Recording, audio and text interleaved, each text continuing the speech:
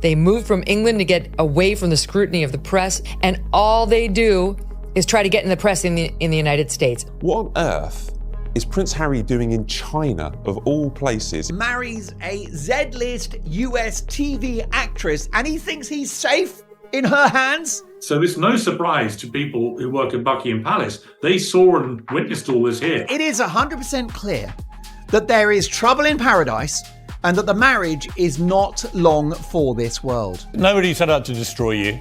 You destroyed yourselves in this country with your ludicrous, hypocritical behaviour. The truth be told, what she just said is complete and utter garbage. So much of what Meghan is and how she is so similar to my mum. You've got to be joking.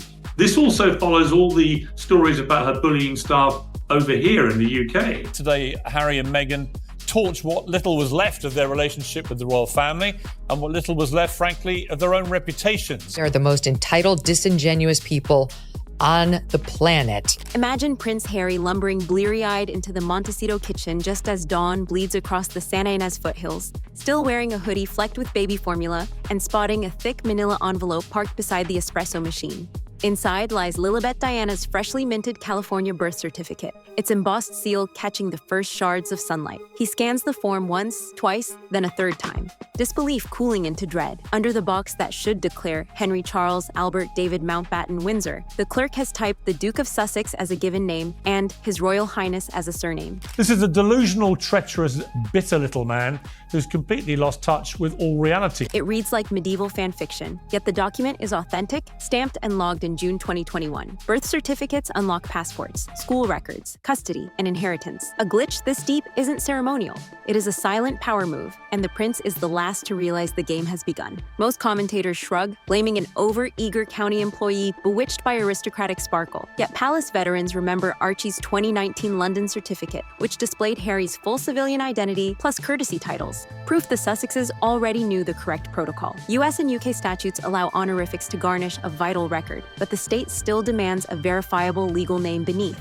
Remove that linchpin and bureaucratic dominoes topple, something that comes crashing 3 years later. In late 2024, Harry submits applications for British passports so his children can spend Christmas under Windsor's oak-beamed ceilings. The process ought to take 3 weeks. Instead, Home Office servers flash parental identity mismatch. 2 errors blaze red: the missing Mountbatten-Windsor block on Lilibet's certificate and Harry's insistence that the children's names include the contested HRH initials. Week after week, clerks mutter about technical delays. Each silent month feels less like a coding hiccup and more like a strategically tightened valve. By February 2025, irritation mutates into fury. Solicitors dispatch letters demanding every internal email referencing Archie or Lilibet. Courtiers whisper the king will not sanction HRH on passports the children might someday leverage commercially. Irony suffocates. The prince, stripped of public funding precisely to prevent monetizing his status, is now barred from travel because he refuses to discard the very style he was told never to exploit. Inevitable divorce will be a hellish car crash in slow motion for Prince Harry,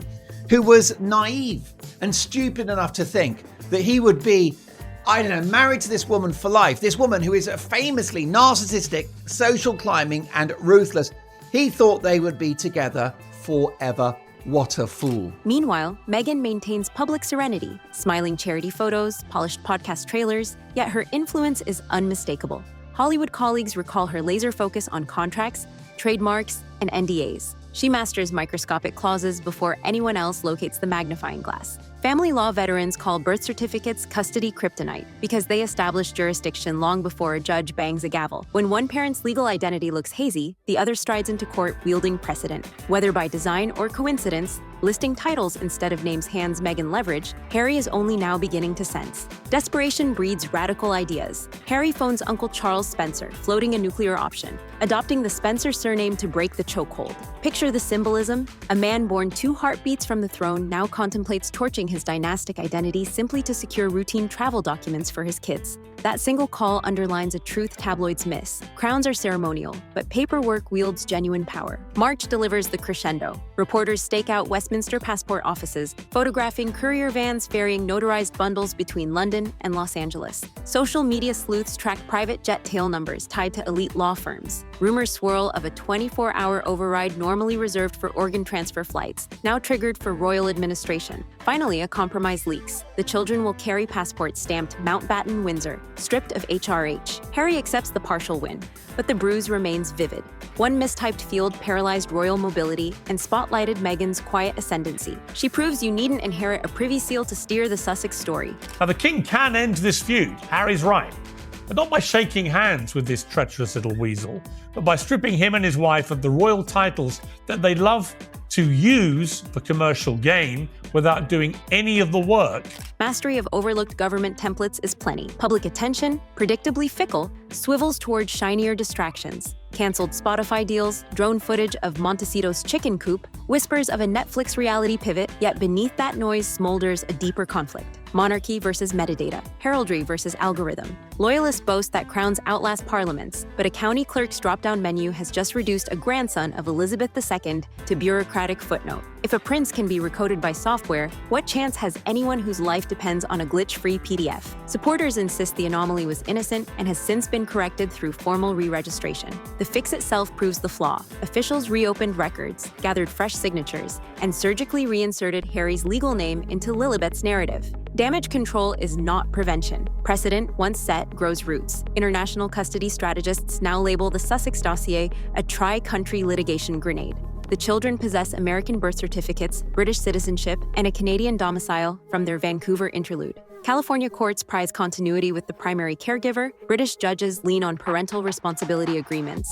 Canadian tribunals enforce Hague rules with icy precision. The parent holding flawless paperwork begins miles ahead, and right now that advantage sits in Meghan's fireproof safe. Shockwaves ricochet through palace corridors. Senior aides stage emergency workshops on digital identity, auditing every junior royal's documents to avert another Montecito fiasco. Ancient vellum pedigrees suddenly feel quaint beside JPEG scans and QR codes. Even tradition-bound dukes begrudgingly upload driver license selfies to encrypted vaults. Harry, chastened, now quips that he trusts printers more than coronets and triple checks every line before signing. His new maxim, paperwork first, pomp later, because identity depends on it. Yet the broader lesson is universal. Once rooted in bloodline, identity now exists in pixels. Mismanage those records, and anyone, even a prince, can become a passenger in their own saga. The only currency they have is trashing the royal family and the monarchy. And every time they try and do something else, nobody cares. No one cared about their podcast series. Nobody cared about the Polo series recently. Nobody cared about any of it. Meghan grasped that early. Harry learned it the hard way. The crown still plays catch-up. In that widening gulf between heritage and hard drive, authority accrues to those who master the PDF, not the pedigree. Even with passports printed and certificates amended, mistrust lingers. Any future conflict, surname shifts, title skirmishes, sealed custody motions, will unfold on a battlefield where stamped signatures overpower televised pomp. The Montecito precedent is already royal folklore, a blank space casting a mile-long shadow, proving that in the database age, one faulty form can sideline centuries of lineage. Legal analysts warned ripple effects stretch further. Under California's Community Property Code, any marital split triggers forensic tracing of assets, trademarks, and, most critically, child custody provisions. Judges there admire administrative competence, a polite phrase for impeccable paperwork. That metric tilts toward Meghan, whose post-palace life reads like a masterclass in filings. Harry's counsel would battle not only narrative spin, but documentation gaps he once assumed palace staff handled. Meanwhile, tabloids polish hypothetical headlines. Sussex v. Sussex, dragged across 2 continents. The scenario sounds absurd. London barristers citing peerage etiquette while Los Angeles attorneys wield time-stamped PDFs. Yet lesser disputes have ignited transatlantic custody wars. In such a clash, the parent whose name was never in question on foundational documents begins half a lap ahead. The Sussexes still project unity, joint live streams, carefully curated Instagram reels. Yet insiders detect subtle shifts. Archewell filings list Meghan as chief executive, while Harry gravitates toward ambassador-style roles needing minimal paperwork. Friends whisper he now refuses to sign even school permission slips until solicitors vet each syllable. The man who once bristled at red tape has become its reluctant disciple, forever mindful that one rogue drop-down nearly clipped his parental wings. Beyond castles and courtrooms, the episode exposes a global tension as governments rush to digitize everything from land deeds to vaccination cards. Ordinary families risk similar identity erosion through typos, language barriers, or server crashes. Consumer advocates already track thousands of newborns who leave hospitals with misspelled surnames, triggering years of corrective costs. What hope do less connected parents have if Windsor bloodlines can be waylaid by software logic? The Sussex drama magnifies the stakes, reminding lawmakers that efficiency without fail-safes can flatten hierarchy, and that disaster preparedness must include something as mundane as a spell check on a birth form. Picture a winter morning years from now. Harry, gray-flecked beard and all, flips pancakes while recounting to Lilibet how her birth certificate nearly grounded a prince, sparked a passport war, and taught him the cost of overlooking fine print. He may laugh at the absurdity, titles masquerading as names, frantic midnight phone calls, servers that refuse to recognize royalty, yet beneath the humor lingers a sharper truth. In the quiet corridors of modern governance, a misplaced word can eclipse centuries of heritage. For the rest of us, the tale offers a warning etched in toner. Kingship once relied on battlements. Now it relies on impeccably formatted PDFs. Anyone who has sweated in a motor registry queue knows the dread Harry felt, identity in limbo behind a clerk's monitor. His ordeal collapses the gulf between monarchs and motorists, revealing both can be stranded by a rogue character count. Bureaucracy's fail-safes are built to protect us, yet when they backfire, they flatten hierarchy with merciless efficiency. Proof that in the 21st century, preparedness often checkmates pedigree.